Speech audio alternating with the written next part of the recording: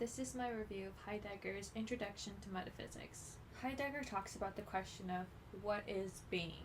Heidegger explains that most of us understand the concept of being as physis, an emerging sway, nature, by virtue at which beings first become and remain observable. Physis becomes being itself. There is a common misunderstanding with the word physis and constructing, but physis is what naturally is. Observing other beings does not consist in being itself. So, this raises the question, can we see being?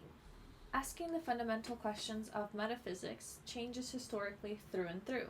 So, is metaphysics a historical science? How did logos become the essence of thinking? Is questioning being what is most worthy? And yet we must question.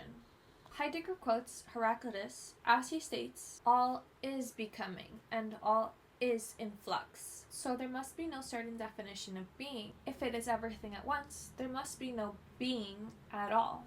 Being has a very limited definition. It is understood in a very definite way. Every understanding has a definite line of sight when we think of the word being, and this prior line of sight is called perspective.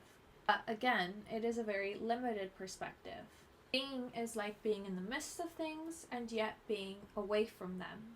Heidegger states that being is not accidental. It grows out of determination of our inception. Heidegger also continues to categorize being into 4 categories: being and seeming, being and thinking, being and what ought to be, and being and not being.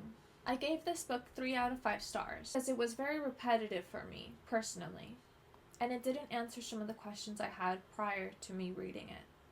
Thank you for watching!